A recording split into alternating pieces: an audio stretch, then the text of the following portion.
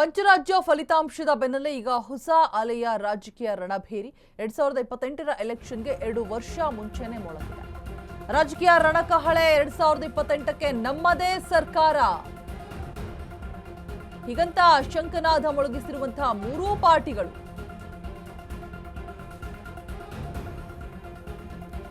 ಆಡಳಿತಾರೂಢ ಕಾಂಗ್ರೆಸ್ ಹಾಗೆ ಬಿಜೆಪಿ ಮತ್ತೆ ಜೆಡಿಎಸ್ ರಣದುಂಬಿ ನೇನಿದ್ರು ಕೂಡ ಎಲೆಕ್ಷನ್ ಜಮಾನ ಅಂತ ಶುರುವಾಯಿತು.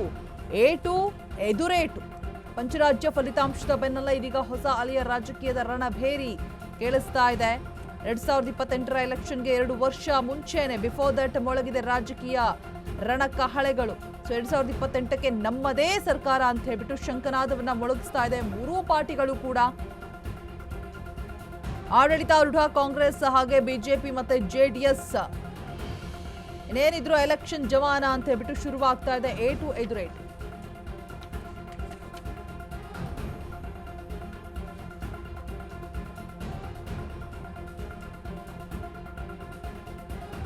ಎರಡ್ 2028ರ ಚುನಾವಣೆಗೆ ಒಂದು ರೀತಿಯಾಗಿ ಎಲ್ಲಾ ರೀತಿಯಾದಂತಹ ಸಿದ್ಧತೆಗಳು, ಪ್ಲಾನಿಂಗ್ಸ್ಗಳು, ಸ್ಟ್ರಾಟಜಿಗಳು ಯಾವ ರೀತಿಯಾಗಿ ಮಾಡಬೇಕು ಅನ್ನುವಂಥದ್ದು ಈಗಿಂದನೇ ಆಲ್ರೆಡಿ ಆರಂಭ ಆಗಿದೆ.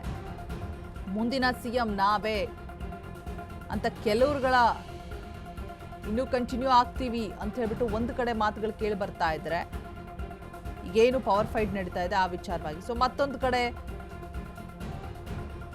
2028ಕ್ಕೆ ನಮ್ಮದೇ ಸರ್ಕಾರ ಅಂತ ಹೇಳ್ಬಿಟ್ಟು ಮೂರೂ ಪಾರ್ಟಿಗಳು ಕೂಡ ಶಂಕನಾದವನ್ನ ಮೊಳಗಿಸ್ತಾ ಇರುವಂಥದ್ದು. ಸೊ ಈಗಿಂದನೇ ಎಲ್ಲ ರೀತಿಯಾದಂತಹ ಸಭೆ ಸಮಾರಂಭಗಳು ಸಮಾವೇಶಗಳನ್ನ ಹಮ್ಮಿಕೊಂಡು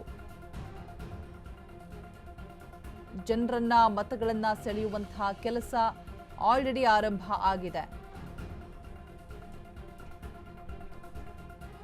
ಪಂಚರಾಜ್ಯ ಫಲಿತಾಂಶದ ಬೆನ್ನಲ್ಲೇ ಇದೀಗ ಹೊಸ ಅಲೆಯ ರಾಜಕೀಯದ ರಣಭೇರಿ. ಆಡಳಿತಾರೂಢ ಕಾಂಗ್ರೆಸ್ ಹಾಗೆ ಬಿಜೆಪಿ ಮತ್ತೆ ಜೆಡಿಎಸ್ ಮೂರೂ ಕೂಡ ನಮ್ಮದೇ ಸರ್ಕಾರ ಅಂತ ಹೇಳ್ಬಿಟ್ಟು ಶಂಕನಾದವನ್ನ ಮೊಳಗಿಸ್ತಾ ಇರುವಂಥದ್ದು.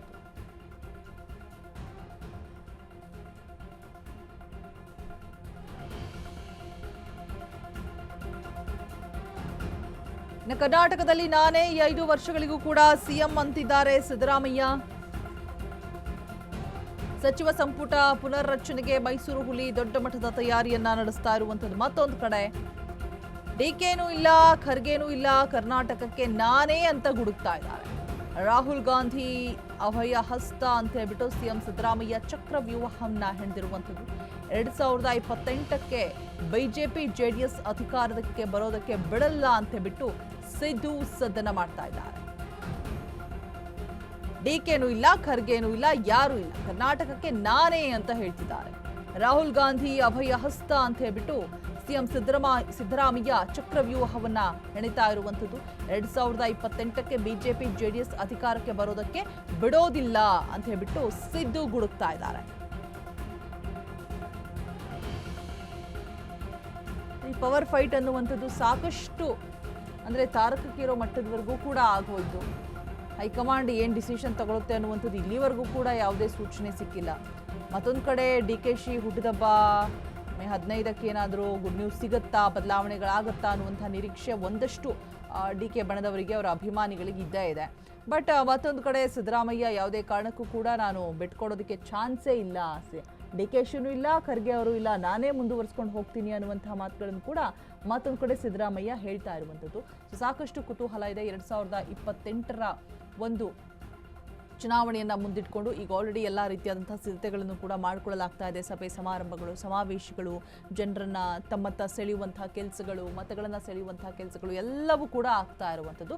ಸೊ ಇದರ ಮಧ್ಯೆ ಇದೀಗ ಸಿದ್ದರಾಮಯ್ಯ ಗುಡುಕ್ತಾ ಇದ್ದಾರೆ. 2028ಕ್ಕೆ ಬಿಜೆಪಿ ಜೆಡಿಎಸ್ ಅಧಿಕಾರಕ್ಕೆ ಬರೋದಕ್ಕೆ ನಾನು ಬಿಡೋದಿಲ್ಲ, ಕರ್ನಾಟಕಕ್ಕೆ ನಾನೇ ಫೈನಲಿ. ರಾಹುಲ್ ಗಾಂಧಿ ಅಭಯ ಹಸ್ತ ಅಂತ ಹೇಳ್ಬಿಟ್ಟು ಸಿಎಂ ಸಿದ್ದರಾಮಯ್ಯ ಚಕ್ರವ್ಯೂಹವನ್ನ ಹೆಣೆದಿರುವಂಥದ್ದು. 2028ಕ್ಕೆ ಮತ್ತೊಮ್ಮೆ ಕಾಂಗ್ರೆಸ್ ಸರ್ಕಾರ ಆದ್ರೆ ಈ ಅವಧಿಯಲ್ಲೇ ನಾನು ಸಿಎಂ ಆಗ್ತೀನಿ.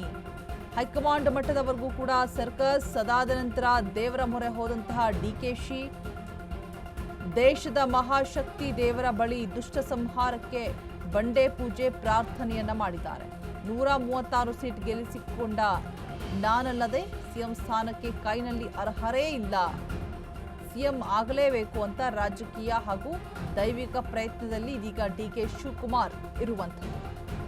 ಸೊ ಡಿ.ಕೆ.ಶಿ ಯಾವಾಗಲೂ ಕೂಡ ಹೇಳ್ತಾ ಇರ್ತಾರೆ, ಎಷ್ಟೇ ಪ್ರಯತ್ನ ಪಟ್ಟರೂ ಕೂಡ ಆಗದೇ ಇರುವಂತಹ ಸಂದರ್ಭದಲ್ಲಿ, ಎಷ್ಟೇ ವಿರೋಧ ವ್ಯಕ್ತವಾದರೂ ಕೂಡ, ಎಷ್ಟೇ ವಿರೋಧಿಗಳು ತುಳಿಯುವಂತಹ ಪ್ರಯತ್ನಗಳಾದರೂ ಕೂಡ ಒಂದರಿಂದ ನಮ್ಮ ಕೆಲಸ ಅಂದುಕೊಂಡಂತೆ ಆಗತ್ತೆ, ಒಂದರಿಂದ ಫಲಿಸತ್ತೆ ಅಂತ ಹೇಳ್ಬಿಟ್ಟು ಅದು ಪ್ರಾರ್ಥನೆ. ಸಿಕ್ಕಾಪಟ್ಟೆ ಡಿವೋಷನಲಿ ಅವರು ಕನೆಕ್ಟ್ ಆಗಿರುವಂಥದ್ದು. ಸೊ ಹಾಗಾಗಿ ದೇವಸ್ಥಾನಗಳಿಗಾಗಿರ್ಬೋದು ವಿಸಿಟ್ ಕೊಡ್ತಾನೆ ಇರ್ತಾರೆ. ಯಾವುದೇ ಒಂದು ಮಹತ್ತರ ಕೆಲಸ ಕಾರ್ಯಗಳಾಗಬೇಕು ಅಂತ ಹೇಳಿದ್ರೆ ಪೂಜೆ ಪುನಸ್ಕಾರ ಹೋಮ ಹವನಗಳಿಂದ ಮಾಡಿಸದೆ ಅವರು ಮುಂದೆ ಹೆಜ್ಜೆ ಇಡೋದಿಲ್ಲ. ಸೊ ಹಾಗಾಗಿ ಒಂದು ಕೈ ಮೇಲೆ ಡಿವೋಷನಲಿ ಕನೆಕ್ಟ್ ಆಗಿರುವಂಥದ್ದು.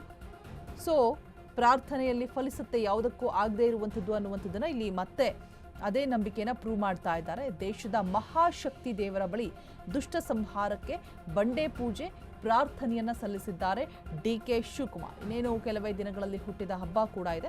ಬಿಫೋರ್ ದಟ್ ಪೂಜೆ ಪುನಸ್ಕಾರಗಳನ್ನು ಸಲ್ಲಿಸ್ತಾ ಇರುವಂಥದ್ದು. 2028ಕ್ಕೆ ಮತ್ತೊಮ್ಮೆ ಕಾಂಗ್ರೆಸ್ ಸರ್ಕಾರ, ಆದರೆ ಈ ಅವಧಿಯಲ್ಲೇ ನಾನು ಸಿಎಂ ಅಂತ ಹೇಳ್ಬಿಟ್ಟು ಹೈಕಮಾಂಡ್ ಮಟ್ಟದವರೆಗೂ ಕೂಡ ಸರ್ಕಸ್ ನಡೆಸಿದ ನಂತರವೂ ಕೂಡ ಯಾವುದೇ ಉಪಯೋಗ ಆಗದೇ ಇದ್ದಂತಹ ಸಂದರ್ಭದಲ್ಲಿ ಫೈನಲಿ ದೇವರ ಮೊರೆ ಹೋಗಿದ್ದಾರೆ ಡಿ.ಕೆ. ಶಿವಕುಮಾರ್.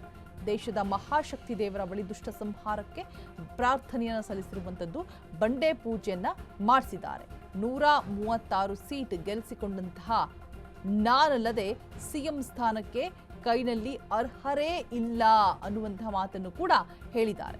ಸಿಎಂ ಆಗಲೇಬೇಕು ಅಂತ ರಾಜಕೀಯ ಹಾಗೂ ದೈವಿಕ ಪ್ರಯತ್ನದಲ್ಲಿ ಇದೀನಿ ಅಂತ ಹೇಳ್ಬಿಟ್ಟು ಡಿ.ಕೆ.ಶಿ ಹೇಳಿರುವಂಥದ್ದು. ಇಲ್ಲೂ ಕೂಡ ಈ ರೀತಿಯಾದಂಥ ಬಹಿರಂಗ ಹೇಳಿಕೆಯನ್ನು ಕೊಟ್ಟಿರಲಿಲ್ಲ. ಬಟ್ ಈ ಬಾರಿ ಸಿಎಂ ಆಗಲೇಬೇಕು ಅಂತ ರಾಜಕೀಯ ಹಾಗೆ ದೈವಿಕ ಪ್ರಯತ್ನದಲ್ಲಿ ಇದೀನಿ ಅನ್ನುವಂಥ ಮಾತನ್ನ ಹೇಳ್ತಾ ಇದ್ದಾರೆ. ಸೊ ಹೈಕಮಾಂಡ್ ಏನು ನಿರ್ಧಾರ ತೆಗೆದುಕೊಳ್ಳುತ್ತೆ ಅದಕ್ಕೆ ಬದ್ಧ ಅಂತ ಹೇಳ್ತಾ ಇದ್ರು ಇಷ್ಟು ದಿನ. ಫಾರ್ ದ ಫಸ್ಟ್ ಟೈಮ್ ಅನ್ಸುತ್ತೆ ಹೀಗೆ ಹೇಳ್ತಾ ಇರುವಂಥದ್ದು.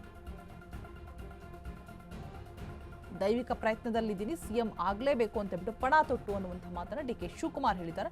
ಮತ್ತೊಂದು ಕಡೆ 2028ಕ್ಕೂ ನಾನೇ, ಡಿ.ಕೆನೂ ಇಲ್ಲ, ಖರ್ಗೆನೂ ಇಲ್ಲ, ಕರ್ನಾಟಕಕ್ಕೆ ನಾನೇ ಅಂತ ಹೇಳ್ಬಿಟ್ಟು ಮತ್ತೊಂದು ಕಡೆ ಸಿಎಂ ಸಿದ್ದರಾಮಯ್ಯ ಗುಡುಕ್ತಾ ಇದ್ದಾರೆ.